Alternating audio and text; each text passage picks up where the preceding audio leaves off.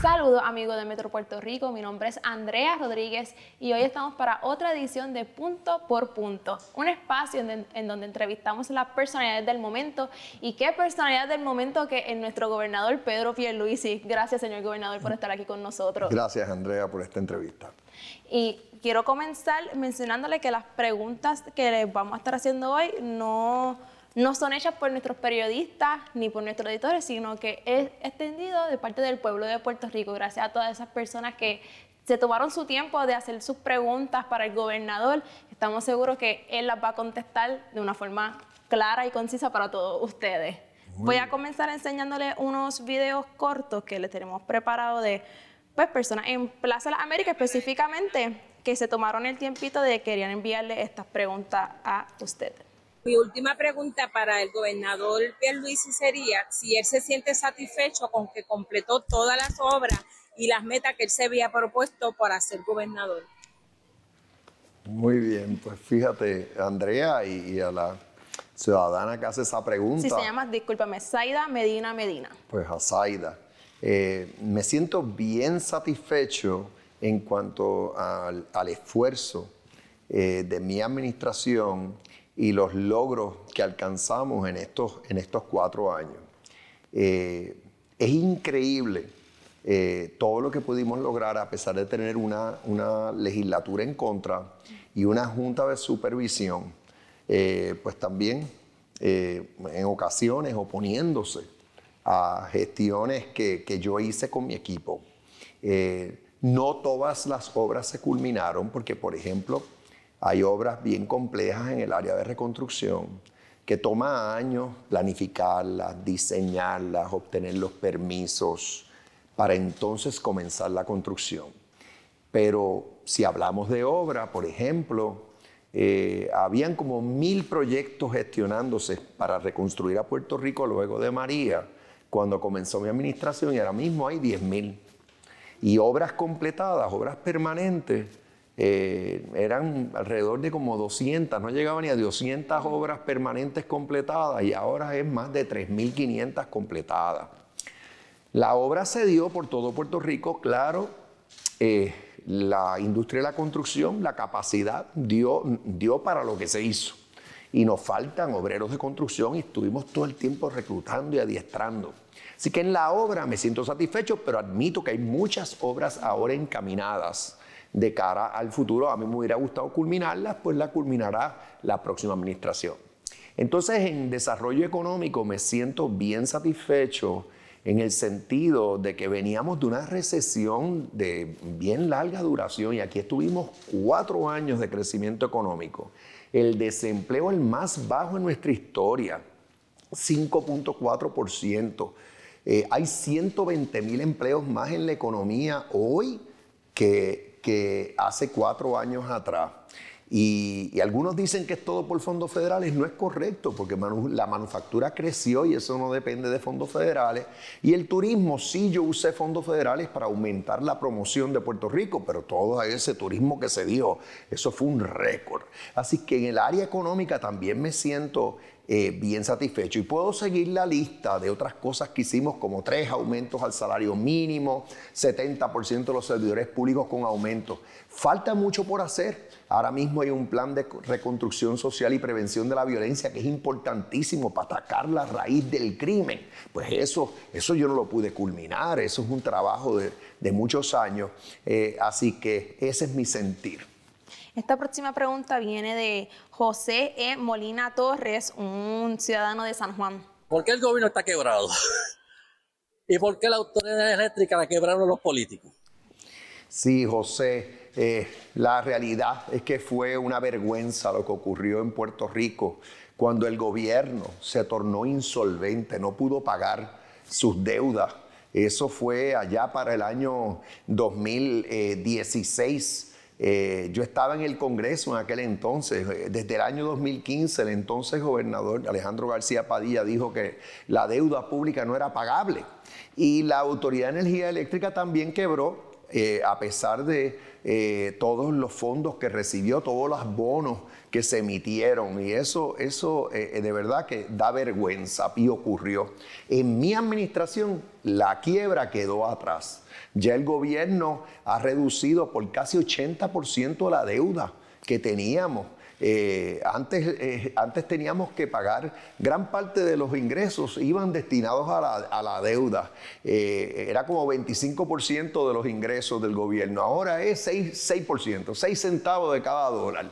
Tremendo avance. En la Autoridad de Energía Eléctrica ese proceso de quiebra no ha culminado. La Junta de Supervisión es la que está a cargo.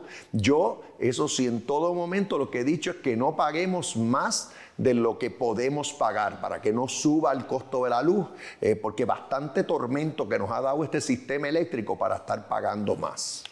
Esta próxima pregunta es de una persona que no quiso, ¿verdad?, ser identificada, pero antes de ponerte el video, quisiera explicarle un poquito más, porque él no hace una pregunta más directa, sino que él habla más bien de por qué siguen los boquetes en la carretera. El por qué. Pues sí. Se le voy a poner el video, pero por si acaso no entiende la línea de él. Yo quiero hablar sobre los boquetes de las carreteras. Después nos cobran tanto y se va el gobernador, pero los boquetes en la carretera siguen. Los carros se nos siguen destrozando por culpa de los boquetes en la carretera. Ese es mi tema de hoy. Sí, el tema del mantenimiento de carretera es uno que lo atendimos como nunca antes.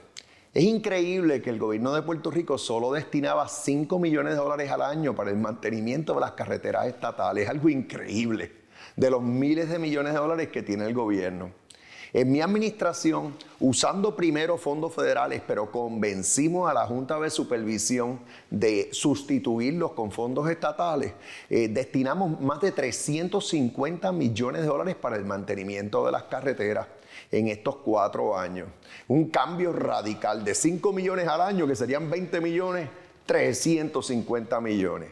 Obviamente aquí las carreteras estaban esbaratadas, como dices en la pregunta, por todo Puerto Rico, pero ha habido gran mejoría. Todos los municipios recibieron fondos para repavimentar carreteras, mejorar encintados. En algunos municipios estamos hablando hasta 5 y 6 carreteras. Mínimo fueron 2 o 3 carreteras por municipio. Y la Autoridad de Carreteras de Puerto Rico, por primera vez, yo no sé ni cuántos años, se gastó todos los fondos federales que le dieron. Estamos hablando de que se desembolsó más de $1,000 millones en carreteras, arreglos de carreteras. Voy a dar 2 ejemplos.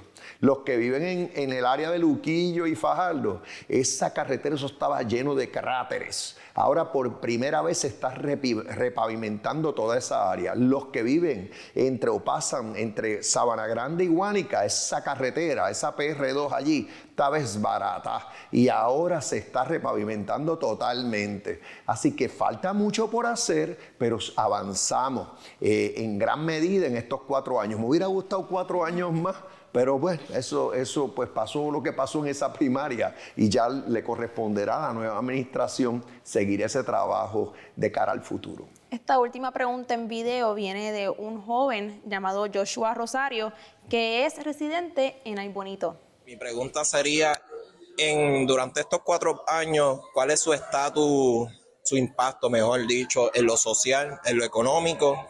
¿Y qué piensa que hizo bien y qué hizo mal? Pues Joshua, aprovecho tu pregunta porque hablaste también de lo social. Yo he estado aquí a preguntas previas, he hablado mucho de lo económico, porque la verdad que grandes logros en el tema económico. En el tema social que hemos hecho, por ejemplo, el Plan Vital, que es el plan de salud para la gente de bajos recursos. Ahora ese plan es el mejor en Puerto Rico. Es el que mejor le paga a los proveedores médicos y es el que tiene la mejor cubierta. Eso es una gran obra de justicia social para nuestro pueblo que ocurrió en estos 4 años y esperemos que siga así en el futuro. Por otro lado, adultos mayores, aumentamos significativamente los fondos que damos para amas de llave. Y hasta usamos fondos federales como no se había hecho antes para aumentar el número de auxiliadores en el hogar. Y en el caso de los jóvenes, estuvimos ofreciéndole incentivos a nuevos empresarios en Puerto Rico que prácticamente pagan 0 contribuciones en sus empresas hasta $500,000. O sea, si la empresa crece hasta esa cantidad, siempre y cuando no tengan 35 años de edad. Y tengo que quizás cerrar esta parte social hablando de que comenzamos a descentralizar el Departamento de Educación, porque ese departamento es tan grande, tan burocrático. Ahora vamos a tener oficinas educativas a nivel regional que van a tener acceso directo a fondos federales. Estamos comenzando con la región de Ponce, eso es bien importante. Y tenemos horarios extendidos en más de 500 escuelas. Es que eso es crucial porque entonces mejora el desempeño de los estudiantes y están en un sitio seguro por 3 horas más al día. Esos son algunos ejemplos de cosas que hicimos en el área social. Joshua. Esta próxima pregunta viene de Luz Eneida Rivera Reyes sobre el caso de Elmer Dávila Vázquez, un caso, ¿verdad?, que ha estremecido todo el pueblo de Puerto Rico. Su pregunta es: ¿por qué no suspendió a la secretaria del Departamento de Corrección y Rehabilitación, Ana Escobar, en lo que se resolvía el caso de Elmer Dávila Vázquez? Ese caso fue terrible y ahí lamentablemente lo que ocurrió es que la ley 25, que es la ley que permite que personas que tienen una enfermedad terminal pasen a la libre comunidad, pues vamos a decir al final de sus vidas, pues ahí no se utilizó correctamente. El departamento falló en ese caso, pero la secretaria estuvo probado, y ella por juramento también, bajo juramento lo confirmó. Ella no intervino personalmente en ese asunto, y lo que ha pasado al final es que todas las personas que intervinieron en ese caso fueron despedidas, perdieron sus empleos conforme al debido proceso, y también se tendrán que tomar medidas de algún tipo con los médicos que evaluaron a este señor que engañó a medio mundo aquí. Fue un caso muy triste. Yo no despedí a la secretaria ni la suspendí porque cuando juzgo todo su trabajo, no ese caso en particular que sí se manejó mal, ella tuvo un gran desempeño. Llevaba más de 30 años en esa agencia, mejoró los programas de rehabilitación en el departamento. Ahora hasta pueden graduarse de títulos de universidad, maestría, los confinados, como nunca se había hecho antes. Así que ese fue mi juicio. Yo no tomo decisiones meramente por una presión de momento o porque pase algo como eso, particularmente cuando me constaba que ella no intervino directamente en el asunto y no tuvo responsabilidad directa. Claro, como jefa de la agencia tenía la supervisión de toda la agencia y ahí hubo un fallo y ella lo admitió y tomó cartas en el asunto.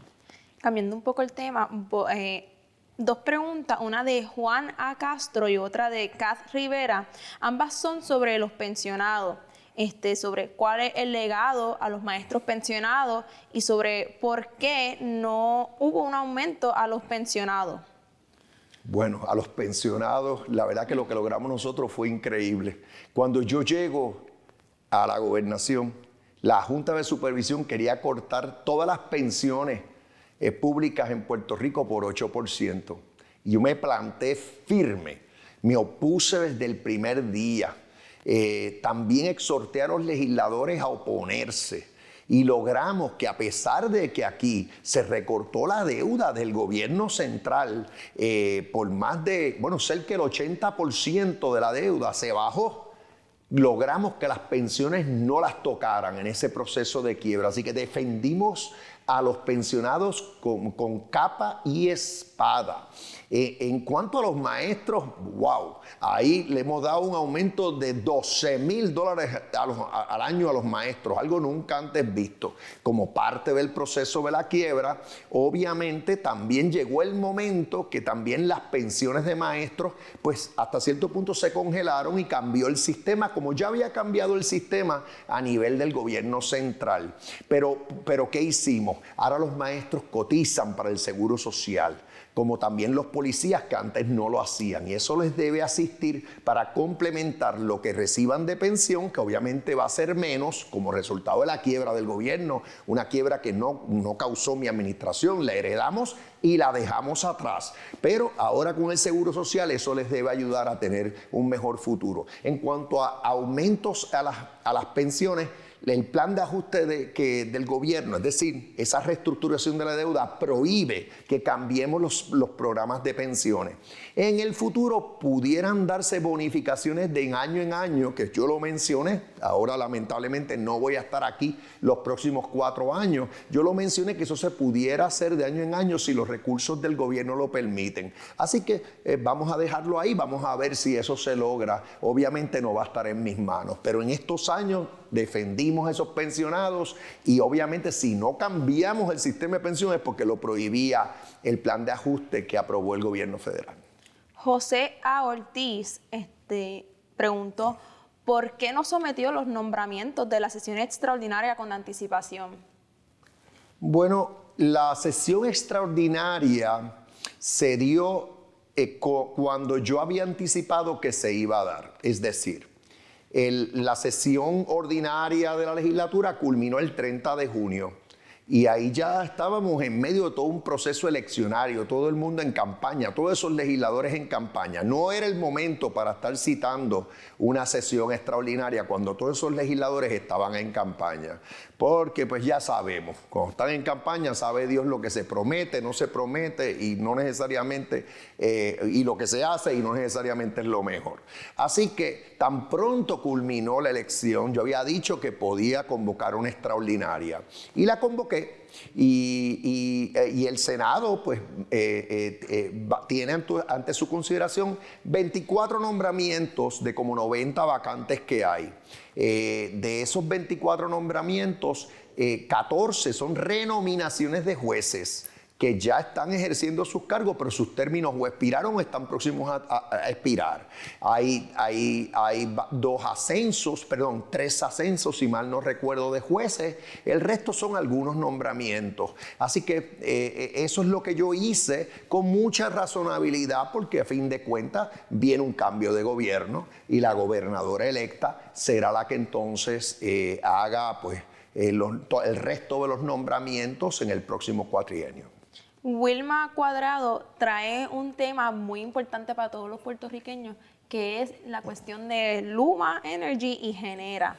Entonces ella pregunta, ¿por qué aceptó y firmó el contrato que no iba a remediar para nada e iba a, según entendido ella, iba a empeorar la situación de la compañía y el servicio para el pueblo? Bueno, vamos a dividir los dos temas. En el caso de Luma, yo heredé ese contrato. Ese contrato se firmó, el gobierno lo otorgó a mediados del año 2020 y mi administración comenzó en enero del 2021. Cuando yo estaba en campaña, yo dije que lo iba a revisar y que si se podía enmendar o me recomendaban enmendarlo, pues que lo iba a hacer. Creé todo un comité para evaluar el contrato y la recomendación que recibí fue que no se enmendara. Ese contrato, como dije, se otorgó antes de yo llegar, luego de un proceso competitivo. Habían 2 postores. Y el mejor postor fue Luma. El otro postor quería subir la tarifa de la luz, lo cual nadie quería. Y tengo que decir, o sea, que yo lo heredé. Yo no lo cancelé por varias razones. La primera, la Ley de Política Pública Energética de Puerto Rico y la Ley de Transformación del Sistema Eléctrico de Puerto Rico, que también se aprobaron antes de yo llegar a la gobernación, exigen la privatización de nuestro sistema eléctrico. Querían que sí, que un operador privado como Luma se ocupara de la red eléctrica. Así que primero lo que hice fue cumplir con la ley. Segundo, cancelar ese contrato después de que el gobierno fue a quiebra y se cayeron todos los contratos y las obligaciones del gobierno se fueron abajo, hubiera sido terrible para la imagen de Puerto Rico como un destino de inversión. Así que yo defendí el contrato, honré el contrato. No hacía Luma, porque cada vez que Luma fallaba, ahí estaba yo señalándolo. Y hasta pedí que cambiaran la gerencia y cambiaron al presidente de Luma y cambiaron al vicepresidente de finanzas de Luma. Y les tengo que decir que yo nunca estuve satisfecho con el desempeño de Luma hasta el día de hoy. Claro está, cancelar es para palabra mayor. Si cancelan ese contrato lo tienen que hacer bien, porque si no, no queremos un apagón general. Tienen que sustituirlo, tendría que haber una transición, habría que pagar penalidades bajo el contrato. Todo eso se pudiera hacer, pero con mucho cuidado, porque si no, vamos por lana y salimos trasquilados, como se dice. En el caso de Genera, ese contrato sí se firma en mi administración. Y fue la otra pata de la privatización que las leyes exigen que ocurra en nuestro sistema eléctrico. Ahí hubo otro proceso competitivo y la entidad que fue la mejor postora ganó, se firmó. Yo también quiero que mejore el desempeño de Genera. De cara al futuro, lo que queremos es tener un sistema más estable, que no hayan apagones, interrupciones, tantos problemas de voltaje, y que estas dos entidades privadas que están mejoren en su desempeño. Si las fueran a cambiar, que lo hagan con mucho cuidado, porque no queremos salir peor de lo que estamos, queremos mejorar. Jenny Pérez, según la pregunta que estoy leyendo de la persona, te parece que es parte de los empleados públicos, y por ahí viene la pregunta. ¿Qué pasó con el proceso de reclasificación y retribución de los empleados públicos? El personal nuevo lo llevaron a cobrar el mismo sueldo que al personal que llevamos años trabajando. ¿Por qué no se honró la antigüedad? Pues fíjate, en el tema de ajustes de salarios para servidores públicos, también tengo que decir que me siento bien orgulloso de los logros alcanzados. Siempre hay trabajo por hacer. Pero aquí no hubo aumentos para servidores públicos desde fácilmente principios de este siglo. Hacía más de 20 años que nadie había recibido aumento. Y cuando vimos $12,000 al año de aumento a maestros, cuando vimos oficiales correccionales con un aumento de más de $500, de igual manera para los bomberos, por decir los primeros respondedores, eso fue algo extraordinario. Y ahora en el gobierno, por fin, tenemos un plan de clasificación y retribución para todo el gobierno central. Eso lo logramos a pesar de la Junta, con la Junta. Y cómo funciona ese plan es que estudiaron todos los salarios de los que laboran en el gobierno y los compararon con los salarios en la empresa privada. Lo que se queja, quien hace la pregunta de lo que se queja, es que el problema en el gobierno ha sido que no ascendían a las personas, los dejaban en las mismas posiciones, no importa la antigüedad que tuvieran. No les daban, no le cambiaban sus funciones. Entonces, si las funciones son las mismas, pues van a recibir la misma paga que el que realice la misma función.